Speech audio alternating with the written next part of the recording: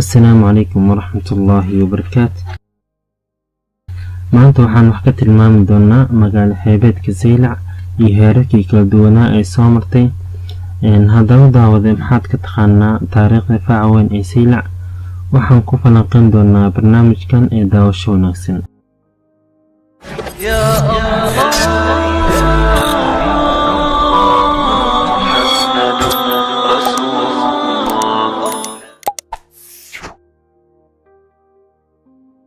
Saylac waa magaalo xeebeed taariikhi ah oo ku taala gobolka Awdal, waqooyiga dalka Soomaaliya, waxayna aad ugu dhowdahay waddanka Jabuuti oo u jira ilaa iyo 49.1 kiiloomitir. bari iyo waqooyi, Saylac waxay la wadaagtaa gacanka cadmeed. magaalada Saylac oo ah mid leh dhul qadiimi ah oo aad u taariikh dheer ayaa waqti xaadirkan ah magaalada madaxda gobolka Salel oo ah gobol cusub ay magacaabeen maamulka Somaliland. Saylac waxaa loo aqoonsan yahay goobaha ugu taariikhda dheer qaaradda Afrika, iyada oo ay ku yaalaan meelo fara badan oo taariikhi ah kuwaas oo ka turjumaya taariikhda Geeska Afrika, gaar ahaan tan Soomaalida. waxaa laga soo xigtay sahmiyaal Roman iyo Greek ah in qarnigii koowaad Saylac dhisnayd isla markaana lahayd maamul caasimadeed iyo hoggaan heer sare ah. magaalada Saylac waxay ahayd hoy waxbarasho, ganacsi, dhaqan, ilbaxnimo, xadaarad, maamul boqortooyo. diinta Islaamka ayaa Saylac soo gaartay wax yar kadib markii Nabi Maxamed nabadgelyo naxariis korkiisa ahaatee iyo asxaabtiisii ay u hijroodeen magaalada Madiina. waxaa magaalada Saylac ilaa hadda kasii muuqda raad muujinaya in Saylac ka mid ahayd meelihii ugu horeeyay ee qaaradda Afrika ee diinta Islaamka soo gaartay, sida masjidka Qiblateyn, kaasi oo leh laba qibladood, mid Kacbada eegaysa midna ay u jeedo dhinaca Baytulqudus, taasi oo maro ka noqonaysa masaajidkan in la dhisay intii rasuulka nabadgelyo iyo naxariis korkiisa ahaatee aan la farin inuu dadka dhinaca Kacbada u tukiyo. inkastoo hadda qibladii hore iyo guud ahaanba masaajidkii badankii baaba'ay.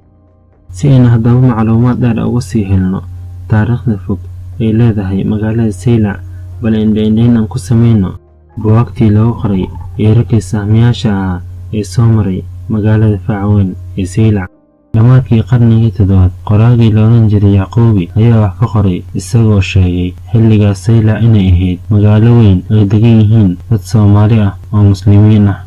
taariikhdu markay ahayd 1331 waxaa magaalada Saylac yimid badmareenkii caanka ahaa ee u dhashay dalka Morocco ee la odhan jiray Ibn Battuta.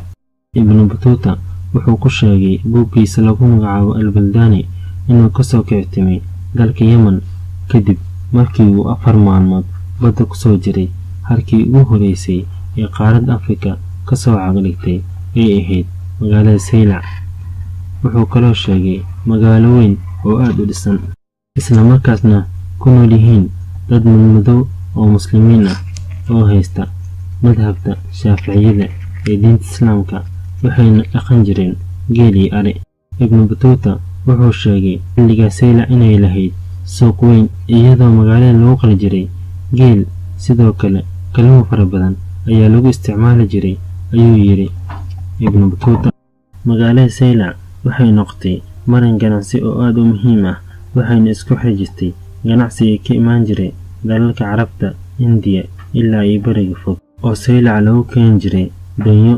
kadib waxaa loo gudbin jiray dhinaca Itoobiya, siiba magaalada Harar ayaa loogu sii qaadi jiray dhinaca gobollada kale ee Itoobiya.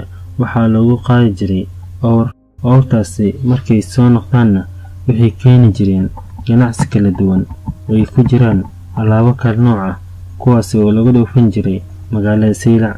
hadda maadaama ay Saylac noqotay marin weyn oo ganacsi, waxaa dheer ku soo egtay boqortooyadii Kiristaanka ahayd ee Abyssinia oo xilligaas ka tirin jirtay Itoobiya, oo dhinaca kalena walaac ka qabtay diinta Islaamka oo si xoogan ugu fidaysay bariga qaaradda Afrika. waqtigaas may jirin inta badan xuduudaha maanta la isticmaalo oo dowladaha u dhexeeya, waxaase jiray boqortooyooyin, qormo, qabiilo isriixa oo mid meel ka taliso. hadda boqortooyadii Kiristaanka ee Abyssinia waxay go'aan ku gaartay inay qabsato marinka halbowlaha ah ee Saylac, iyadoo markaa tixgelinaysa istiraatiijiyadii dhinaca ganacsiga ee u leedahay Abyssinia. si buuxda ay Kiristaankii Abyssinia gacanta ugu dhigeen magaalada Saylac iyadoo taariikhdaas lagu tilmaamo bilowgii qarnigii 14 ama 1312 laakiin 1342 ayay muslimiintii dib u qabsadeen magaalada Saylac waxaana halkaas ka dhiseen dowlad cusub oo islaam ah oo la magac baxday Ifaat. waxay ahayd boqortooyo islaam ah oo xaruntoodu ahayd magaalada Saylac. dhinaca kale sidii qorays taariikhda Itoobiya dagaaladii u dhaxeeyay Kirishtaanka iyo Muslimiinta Geeska Afrika 1416 ayaa markale Kirishtaanku soo weerareen dowladii islaamka ee Ifaat. waxaa laga qabsaday inta badan dhulkii Itoobiya gudaheeda iyo dhulkii Soomaalida xaggeeda soo xigay ay ka talinayeen ayadoo dagaalkaas lagu dilay hogaamiyihii dowladii islaamka ee Ifaat ee lagu magacaabi jiray Suldaan Sacaawdiin ayaa lagu daldalay magaalada Saylac balse waxaa lagu aasay jasiiradda Sacaawdiin oo ilaa hadda magaciisa loo yaqaano. maamulkii iyo magacii boqortooyadii islaamka ee Ifaat ayaa halkaas ku burburtay. sidii taariikhda qorayso ayaa ehelkii Sacaawdiin oo Yemen markii hore u baxsaday dib u soo laabteen iyadoo markaa kaashanaya Soomaalida dhulka degnayd. waxay duleedka Saylac ka dhiseen dowlad kale oo islaam ah waxaana halkaa lagu caleemo saaray wiilkii curadka ahaa ee uu dhalay Sacaawdiin ee la dhihi jiray Sabrudiin. dowladdaas cusub oo markaas la dhisay waxaa loogu magacdaray Adal halkaas oo ah meesha magaca Awdal markii dambe ka yimid. dad badan oo ehelkii Sacaawdiin ah iyo wiilashiisii muddo iskaga sii dambeeyay. dowladii Adal markiiba guulo ayay gaartay waxayna dib u qabsadeen Saylac ilaa ay inta badan dhulkii markii hore laga qabsaday ee Geeska Afrika guud ahaan ku yaalay. bilowgii qarnigii 16 waxaa Adal hogaamiye u noqday Axmed Ibraahim Al-Qaasi oo Soomaali u taqaano Axmed Gurey. dadka qaarna ay ku tilmaamaan inuu Soomaali ahaa qaarkoodna ay ku tilmaamaan inuu carabtii reer Saylac ka soo jeeday walow ay jiraan wadamo sheegta. Axmed Gurey waxaa xarun markaa u noqotay magaalada Saylac. hase ahaatee Imaam Axmed Gurey sidii qorays taariikhdu dagaaladii muslimiinta iyo Kirishtaanka Itoobiya wuxuu saldhig weyn ka samaystay magaalada Harar halkaas oo ugu sii duuli jiray Itoobiya inteeda kale isagoo ka talaabsaday bariga ilaa ay koonfurta Itoobiya. markay taariikhdu ahayd 1543 ayaa Itoobiya waxaa qabsaday boqor cusub oo lagu magacaabo Golowadius kaasi oo dhisay awoodii ciidankiisa isla markaasna waxay isgarabsadeen ciidamo ka soo jeeda Boortaqiiska kuwaasoo u soo gurmaday Itoobiya.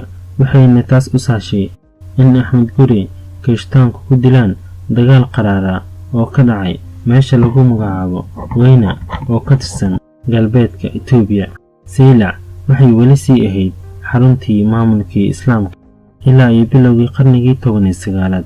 waxaa Saylac soo xukumayay maamulo hoos tagi jiray maamulkii dowladii Cusmaaniyiinta iyadoo Saylac joogeen rag wakiilo u ahaa dowladda sida Maxamed Cali Baasha oo maamulay Saylacna haystay intii u dhaxaysay 1821 ilaa ay 1841. waxaa kaloo jiray maamulo ka socday Yemen, Masar guud ahaan hoos imaan jiray dowladii Cusmaaniyiinta. sidoo kale waxaa maamulka Saylac soo hayay Xaaji Cali Sharmaake oo isagoo ka soo jeeday dadkii Soomaalida ahaa ee halkaa deganaa isla markaasna haystay intii u dhaxaysay 1841 ilaa ay 1850.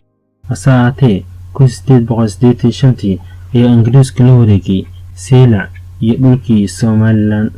taariikhda Saylac waxyaabaha laga qoray ma yara. dadkii caanka ah ee kale ee Saylac yimid waxaa ka mid ah Richard Burton iyo nin kale oo lagu magacaabo Johnston ayagoo ku tilmaamay Saylac xilligaas inay ahayd magaalo weyn oo ifaysay.